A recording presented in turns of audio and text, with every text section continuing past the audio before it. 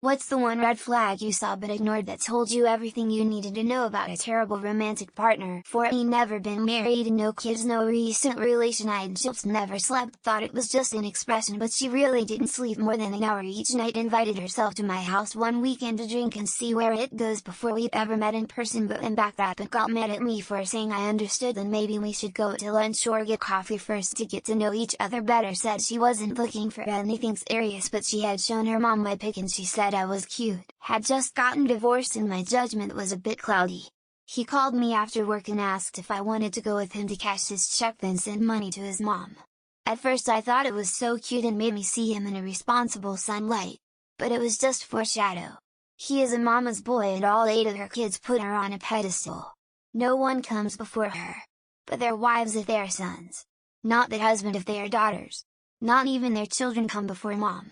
10 years later that was my breaking point and I left him. He doesn't pay me a dime in CS but he is still sending her money every week.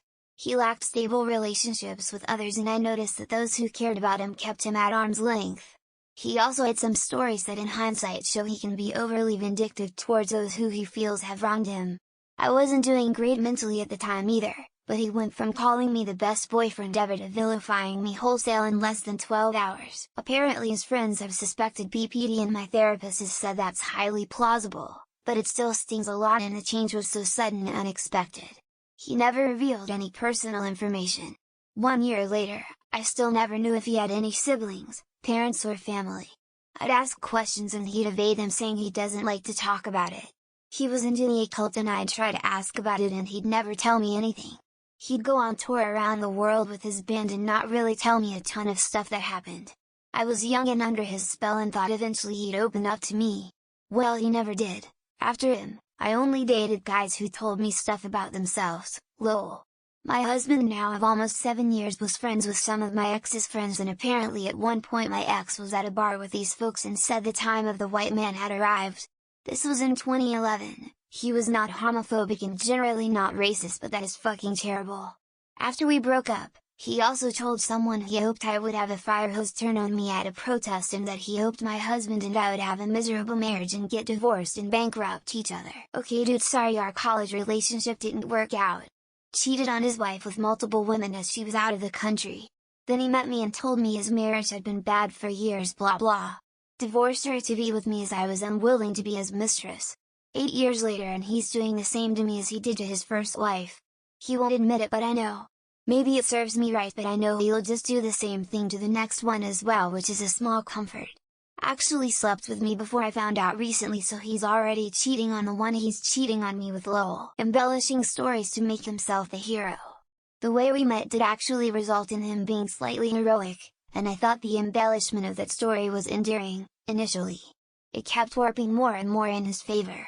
And I was eventually being gaslit in so many other areas of our relationship, I genuinely thought I was experiencing psychosis. I know it one doesn't always equal the other, but if I had listened to my gut the first time he embellished I may have saved myself a lot of trauma. Live and learn. He was your typical southern good old boy. I met him in college and was attracted to his charisma and old-fashioned charm. He occasionally made subtle racist, homophobic, misogynistic comments, but would fall back on I'm just kidding around and I know my audience. 4 years married and he deadpan told me after watching a documentary on gender, I just want to line up every trans person in this country and take them out by firing squad. I divorced him within a few months. On our wedding day, my soon-to-be ex-husband stated multiple times once we're married, the mask comes off. Now when anyone asks why we're getting divorced I tell them that story. Or about the time he berated me for hours over text when I got a different set of IKEA curtains than what we'd agreed on. He kept going well after I apologized and offered to exchange them. This all happened in front of my parents. Said I was basically a virgin because my only other relationship was with another woman. It was one of the reasons he gave as to why he decided to date me, and not the only red flag out of those reasons that I stupidly ignored.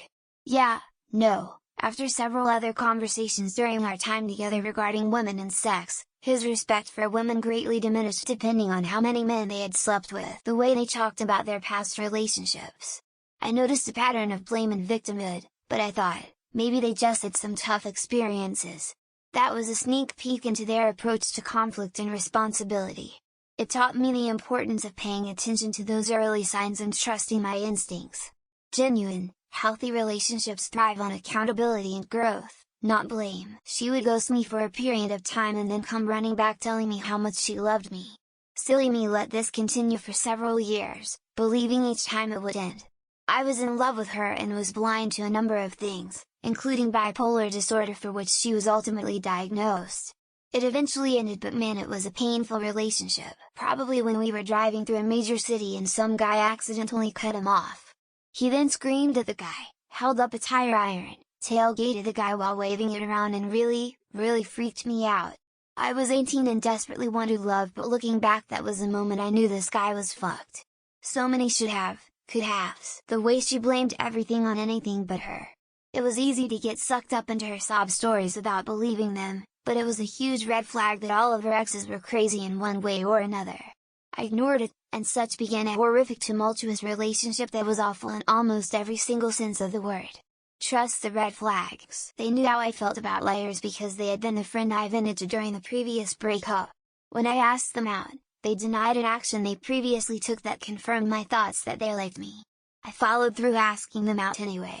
We broke up a few months ago. I'm pretty sure they were lying about a lot more too. He was constantly talking about his dick.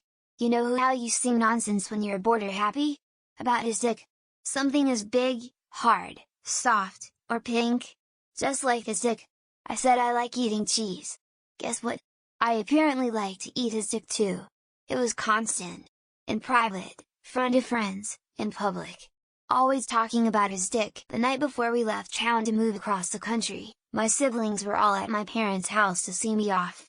He was too busy to help me unhook the U-Haul from the car so I could go over there.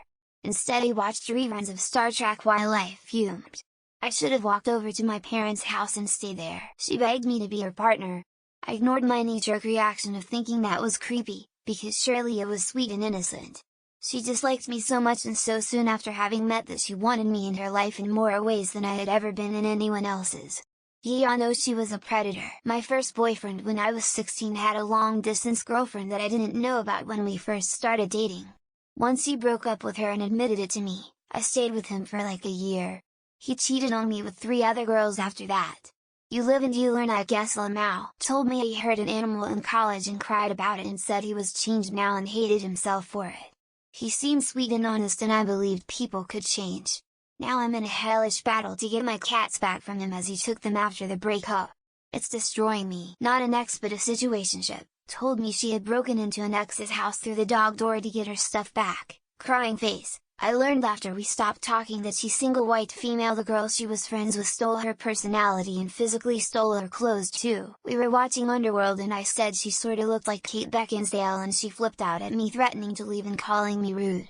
I should have let her walk out, lol.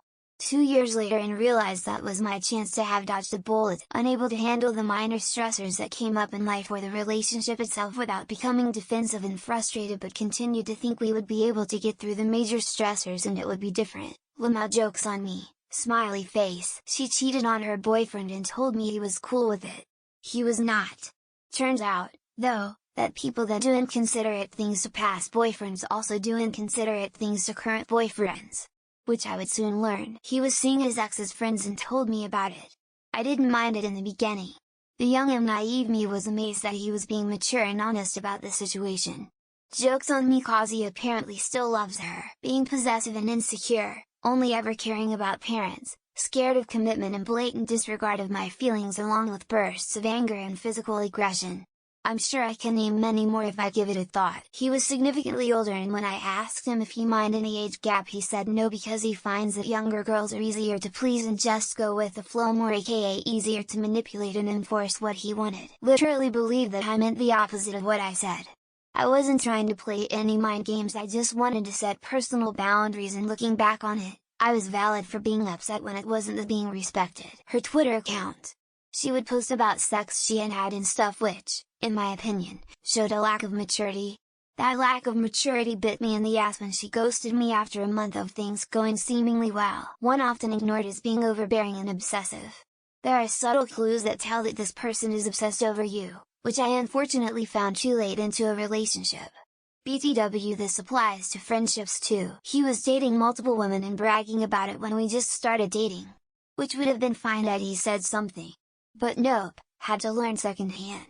That theme was recurring throughout our relationship. His sink was always clogged because he did not have a garbage disposal but kept putting food down the drain anyways.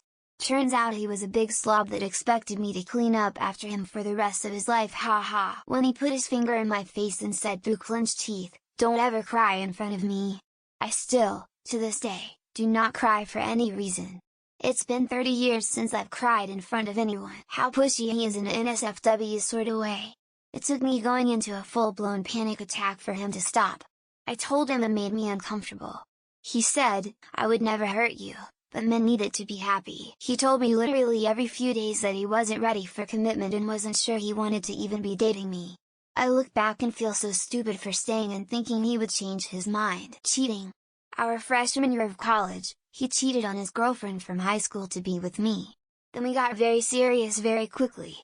Then I got kicked out of school. Then he cheated on me. He tried to explain the logical reasons why Hitler and Germany disliked Jews. Condemned what happened but sympathized with the reasons why. I ignored it for 2 days and dumped him on the third. She'd play "You Can't Resist Me" and come in for a kiss. If I tried to play back and resist, she'd get actually mad and threaten to leave since I obviously didn't want to spend time with her. If she's not ready on time and always keeps you waiting, she doesn't value your time and never will.